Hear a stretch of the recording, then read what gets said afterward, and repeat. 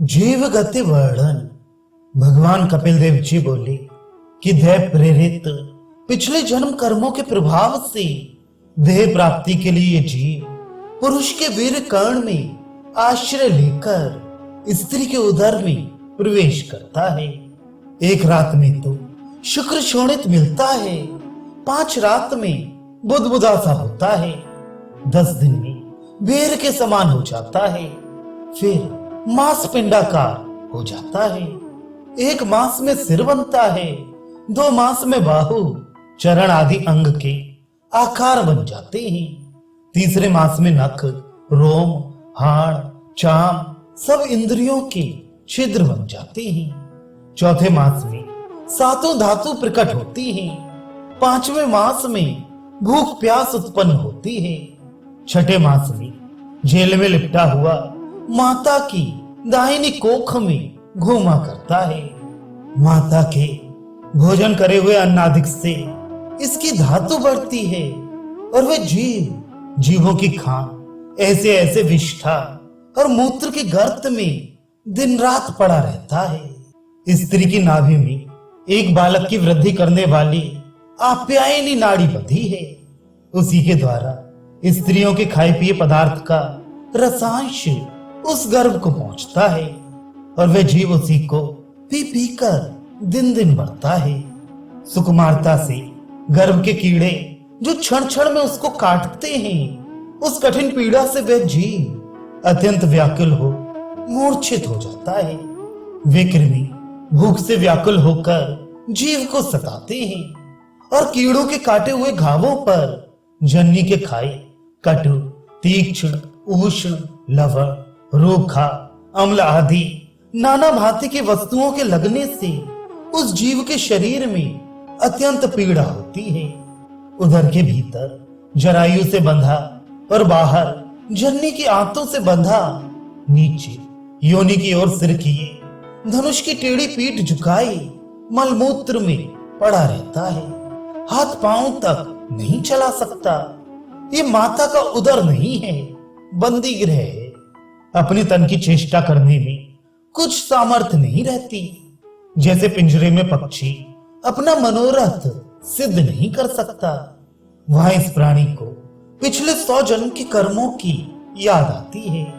उस समय वे दीर्घ श्वास भरकर पश्चाताप करता है और सुख तो वहां नाम को भी नहीं मिलता।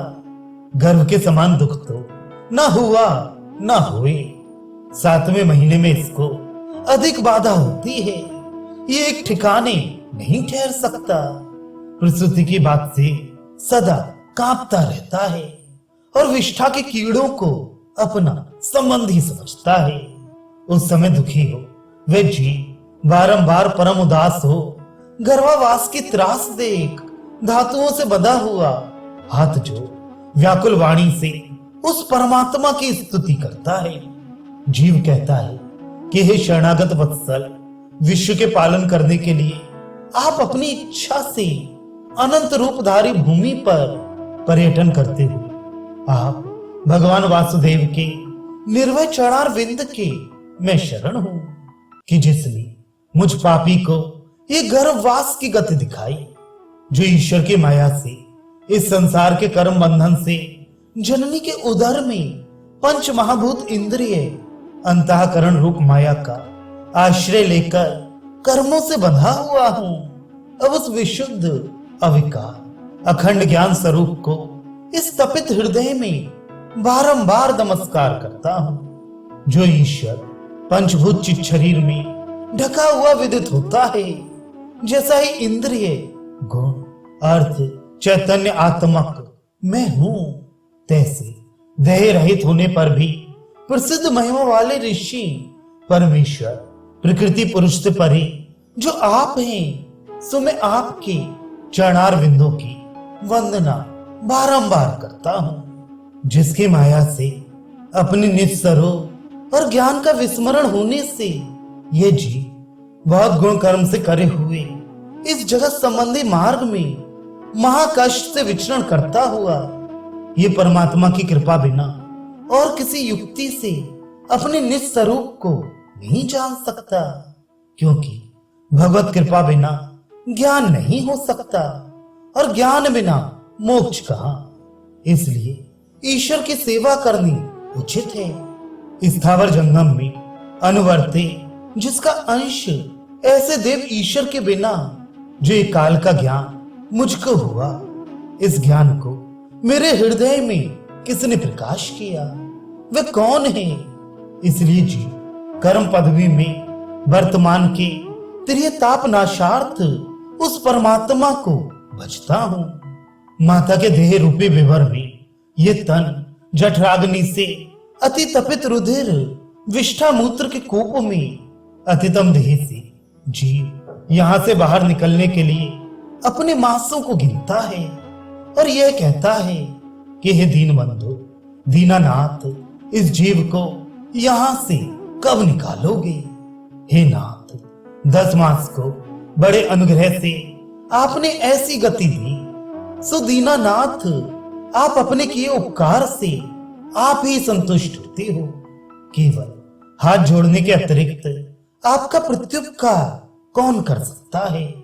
सात धातु का जिसके शरीर सो तो अपने देह संबंधी दुख सुख को ही देखता रहता है, और मैं तो परमात्मा की कृपा से उसके दिए ज्ञान से जो शमदम आदि सब साधन बन सके, ऐसी स्थिति में हूं। उन पुरुष को मैं बाहर और हृदय के भीतर चित्त की भांति विश्वस्त मन कर देखता हूं। हे विभु, सो मैं अत्यंत दुखवास में बसू हूं तो भी इस अंधकूप से बाहर निकलने की इच्छा नहीं, क्योंकि बाहर आते ही आपकी माया व्यापेगी और जिसके संबंध से स्त्री पुत्र आदि के मोह ममता में फंसना पड़ेगा। इस कारण अब मैं यही चित्त को स्थिर करके आपके कोमल चरण कमलों को हृदय में धारण करूंगा और उन्हीं के अनुग्रह से अपनी सुहृद आत्मा करके आत्मा को तुमसे उद्धार करूंगा।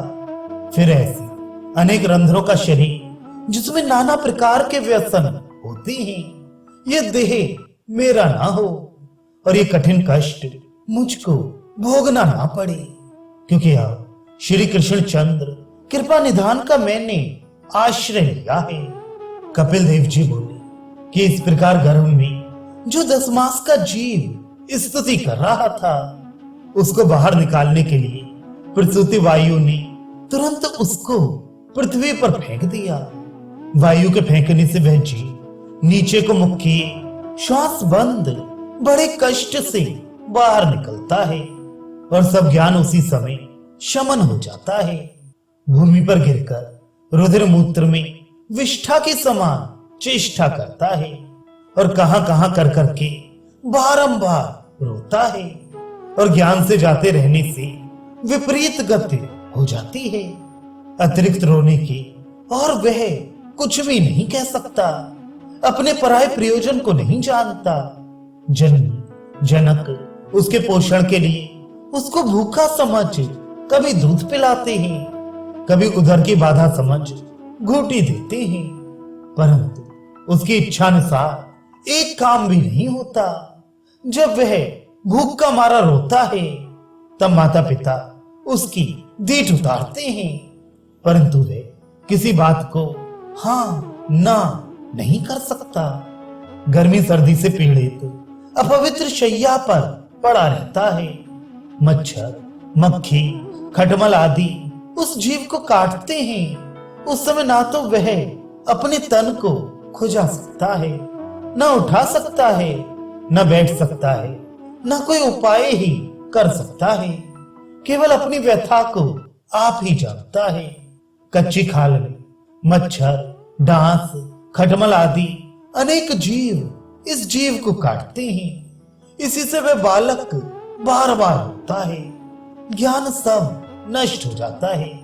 जैसे और कीड़े हैं, ऐसे ही इसको भी एक कीड़ा समझो। इस भांति अनेक भांति के कष्ट भोग कर फिर बाल्य अवस्था में पठन पाठन का दुख सहकर अज्ञानपन से उसको भी नहीं सीखता। खेल कूद में ही वृथा समय खोया। जब तरुणाई आई तब मनमानी वस्तु पाकर महाअभिमानी बनने लगा। अज्ञान से क्रोध करने और कष्ट उठाने, देह के संग बड़े हुए, काम क्रोध के घमंड में विषय जनों के संग मिलकर अपनी आत्मा के नाशार्थ लड़ाई करता है। पंचभूत के देह में बारंबार यह अज्ञानी जीव अपने अभिमान से कहता है कि ये शरीर मेरा है, मैं इसकी पालना करता हूं। ऐसी असत बातें ग्रहण करने लगता है। कुमति से सुमति का नाश हो जाता है। देह के अर्थ कर्म करता है, जिस कर्म से बंधकर संसार को प्राप्त होता है। क्लेश देता हुआ जो ये शरीर है, इसके लिए प्राणी दिन रात कर्म किया करता है और सदा जीवन मरण के चक्कर में पड़ा घूमता ही रहता है। फिर शिष्य और उद्यमकारी असतों के मार्ग में स्थित होकर उसी मार्ग में चलने लगता है और फिर कुसंगति के प्रभाव से उसी भांति नरक भोगता है। और सत्य, शौच, दया, मौन, बुद्धि, लक्ष्मी, लज्जा, यश, क्षमा, शम, धम और ऐश्वर्य, ये सब खोटे पुरुषों की संगति से नष्ट हो जाती हैं। इसलिए अशांत, मूढ़, अज्ञानी, खंडित आत्मा साधुओं की सोच के योग्य योग्यताओं का क्रीड़ा मृग अर्थात नीच स्त्रियों से रमण, ऐसे नीच मनुष्यों की संगति कभी नहीं करनी चाहिए। और प्रसंगों से जैसा ये बंधे है, उससे अधिक मोह नहीं होता जैसा कि स्त्रियों की संग से होता है। और उनकी संगति करने वाले पुरुषों की संगति से अत्यंत ही मोह बढ़ता है और महाक्लेश होता है। चतुरानंद अपनी सरस्वती को देख उसके वश हो गए। जब सरस्वती से कुछ ना बन पड़ा तो मृगी का रूप धारण कर भागी। उस समय ब्रह्मा जी भी लज्जा तज मृग बन उसके पीछे भागे।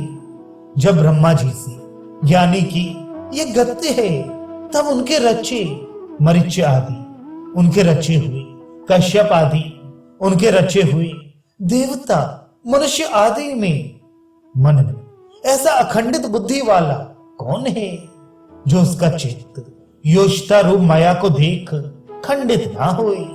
एक श्री नर नारायण को तो हम नहीं कह सकते, जो सब संसार के प्रलय पालन करने वाले मौन रूप धारण किए विराजमान है।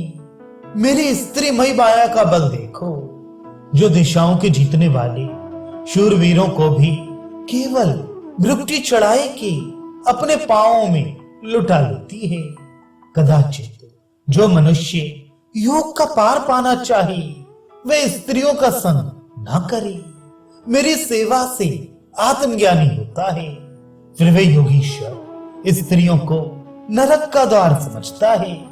परमेश्वर की रची हुई स्त्री रूपी माया जो धीरे धीरे अपने निकट आए तो उसको अपनी मृत्यु जाने।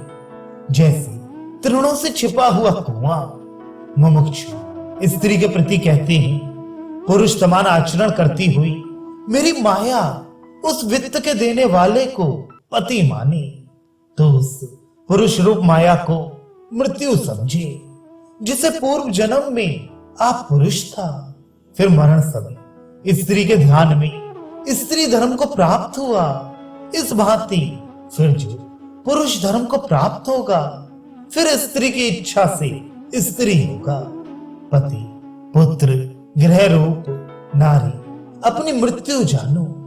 वधिक के गाने और वीणा बजाने से जैसे मृग की मृत्यु है, इसी प्रकार देव से प्राप्त नारी को अपनी मृत्यु जानना चाहिए। जीव रूप अपने शरीर से दूसरे शरीर में एक कर्म का भोक्ता निरंतर पिछले कर्म को किया करता है। पंचभूत इंद्रिय मनोमय देह जीव इसके संग है। जीव का रुकना इसका मरण है। आविर्भाव होना जीव का संभव है। द्रव्य की प्राप्ति इसको द्रव्य से चेष्टा अयोग्यता जब होती है। अहंकार से मान से उत्पत्ति द्रव्य दर्शन ये नाश हो जाते हैं। जैसे नेत्रों का द्रव्य अवयव दर्शन की अयोग्यता जब होती है, तभी चक्षु के दृष्टा को इनके दृष्टता भाव की योग्यता होती है। इस कारण ना तो मृत्यु का भय माने, न जीवन की आशा ठाने और न जीवन के प्रयत्नों का आदर करना चाहिए। जी गति जानकर धीर मुक्ति संग होकर इस संसार में विचरे, सुंदर देखने वाली, योग और वैराग्य वाली, सत्य विचार करने वाली बुद्धि से माया विरचित लोक में शरीर की आसक्ति त्याग कर आनंद से विचरे।